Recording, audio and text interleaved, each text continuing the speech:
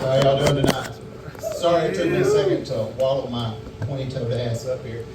So there's guys in the room tonight. This is totally not part of my routine. How many of you have ever been to like the Doc in a Box, the walk-in clinic for just totally random crap? Yeah. I've been 3 times in 3 days. Damn. I don't know if any of you know what Pizzle is, but we have 2 golden retrievers, and Pizzle is a dog treat, and it is it's a dry bull dick. I mean, that's all there is to it. There's no other way to explain it.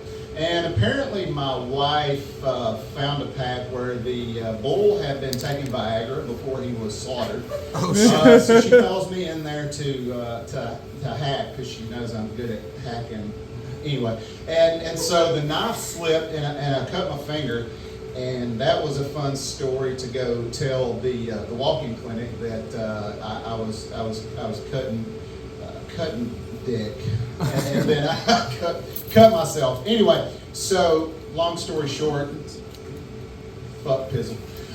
Anyway, so my name is Brad Davis. I'm a disabled veteran. I tell you that because not so much for the applause or thank you for your service or anything like that. I tell you that because 2 things. I may go down a rabbit hole and we'll never know where the hell I end up. And just know if that happens, in the end of the joke, I survived. So just go ahead and clear that out. Fact of the matter is, I've always wanted to be a comedian. You know, I had a lot of folks push me to try stand up and be a comedian from a very young age. I think a lot of it has to do with the fact, though, that my friends are really just tired of hearing the same shit stories over and over again, and they just really want to share the wealth with a bunch of poor other unfortunate bastards that I have trapped into a room. You know, I knew I wanted to be a comedian from a young age, so I took a careers class in middle school. They only offer a careers class in 7th grade. I took it 3 times. And if you'll do the math, that means I spent 3 years in the 7th grade. And so each one of those years, I had a different careers teacher. Now, you always have this one teacher who really sticks with you, you know, your entire life. You remember them, you thank them, and you think of them fondly.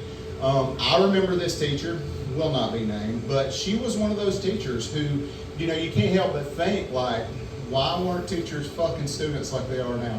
Because I was ready and willing. And so, fact of the matter is, this chick hated me. I'm pretty sure I had something to do with the reason of her deciding teaching was no longer her passion. And so, you know, spending all these years in careers class, it gave me a chance to meet several other teachers. You develop a really good rapport when you spend 5 years in middle school. Kind of like Tommy Boy in college, you know? And so I met this one teacher. She took pity on me because I was like one of those dirt boys, shoeless Brad Davis for 99 cents a day. You can help this little hillbilly get fed. And my life was a lot like if you took Castaway and Disney were to remake it and they would throw in some Django, right? That was my life. DEI version the shit out of Django, and that's my life growing up, okay? So she decided she was going to help my cousin and I, and we were just real rural fuck-ups, juvenile delinquents to the 10th degree, free-range, feral-ass kids.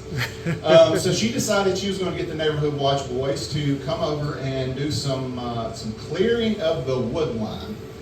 And for lunch one day, she let us go in the house and play with this newfangled device called the internet.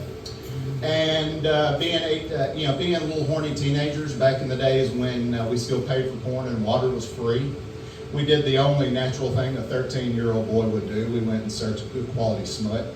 And we ended up on Pamela Anderson and Tommy Lee sex tape. You know, Pamela Anderson and then Tommy Lee, the walking white man anomaly, tripod fellow, who could steer a boat with his ding-ding. Anyway, not a typical white guy.